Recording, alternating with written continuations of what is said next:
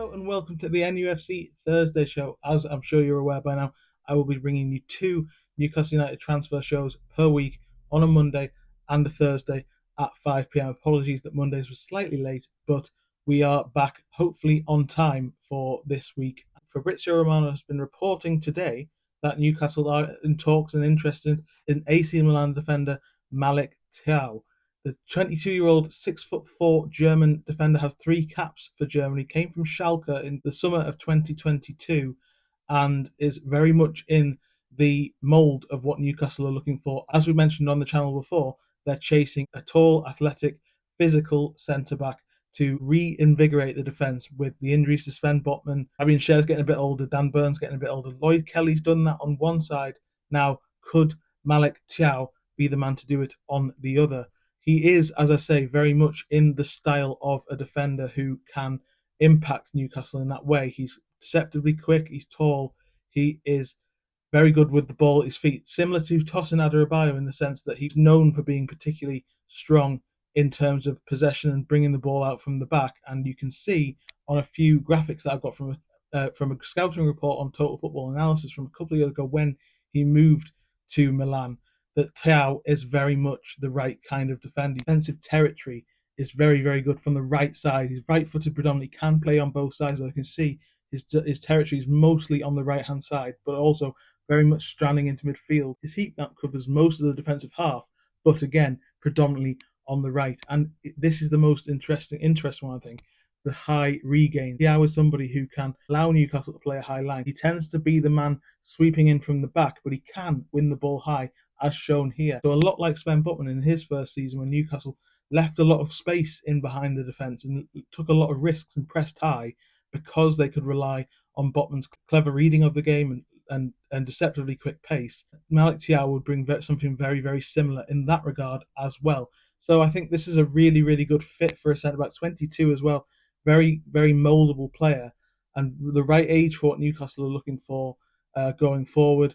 21 Serie A appearances last season, 20 the year before. He's yet to really make a mark at the very elite level. Most of his football at Schalke was in the season they were in the second division before they got promoted, and so he's not really had a vast amount of experience at the very, very top level of football, and that could dictate the amount that he goes for. Newcastle may have to spend 30 to 40 million pounds on a centre back this summer.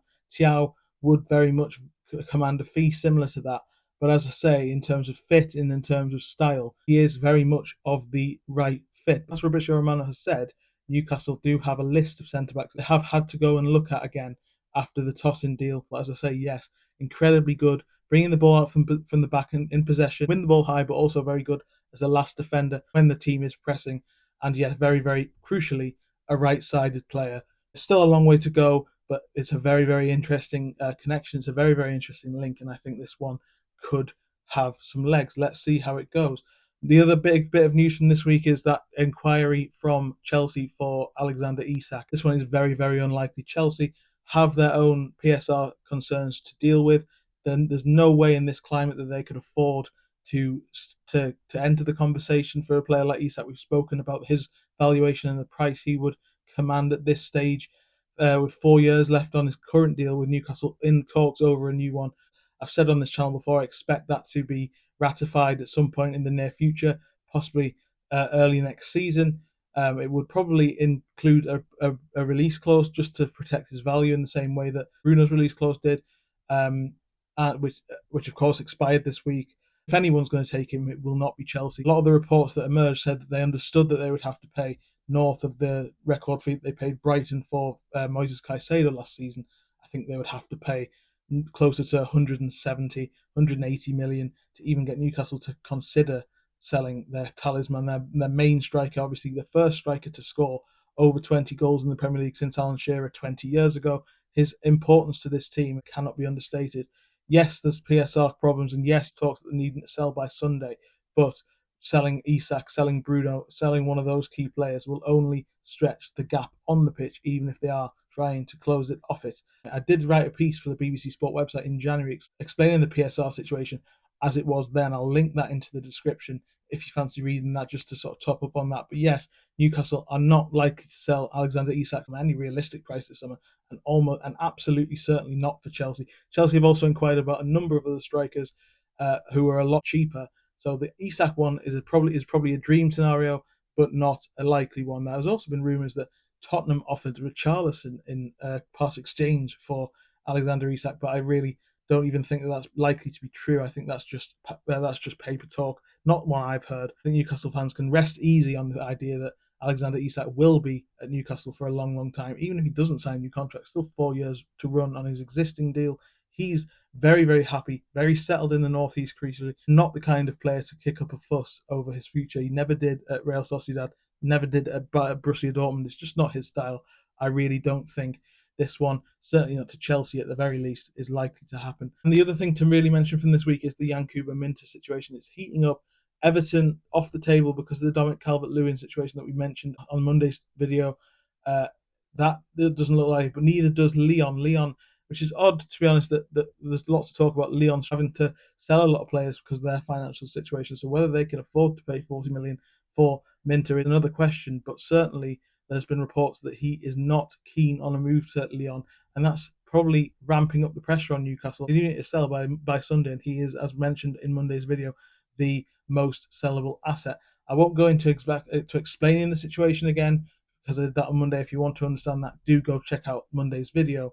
But Minter to Lyon doesn't look likely. There is other interest on the table. Marseille, who apparently he is more keen to join, they've just appointed former Brighton boss Roberto De Zerbi as their new coach. Roma have been interested. Borussia Dortmund and RB Leipzig, as mentioned on Monday, have also registered interest, but they were predominantly as loan deals. So very interesting to see if anyone is willing to pay anywhere near what Newcastle are wanting for him. It'll take a big offer because the whole point of selling him is the PSR shortfall issue and the profit that they could make off him with him not playing a game for the club since arriving from Aden. So Minter is still likely to go. The Lyon situation is another twist and probably an unwanted twist from Newcastle's perspective, but I still expect Minter to go somewhere very, very soon. We'll see how that goes, but yes, the Isak one is off the table. Malik Thiaw, though, very, very interesting centre-back option. Very, very interesting name on the list. I've had a few questions about James Trafford's future as well. That one is just on the back burner. He's been on holiday, but also Newcastle are trying to negotiate a deal with Burnley, who are still searching for a full-time replacement for Vincent Kompany, by the way, over the fee because, like Tino Livramento, Burnley have a sell-on clause with Manchester City, and so they want to get as much money up front as they can possibly get. I don't think the situation is too far away. I think this one's most likely. But thank you very much for joining me. Like, share, and subscribe. Please do continue to like these videos. Can we get to 50 likes? Try and really push these videos, really push this channel, because I'm really enjoying doing these videos. If you like more of this stuff, more likes, more interactions means I can do more content. Thank you very much for joining me, and I'll see you next time. Cheers.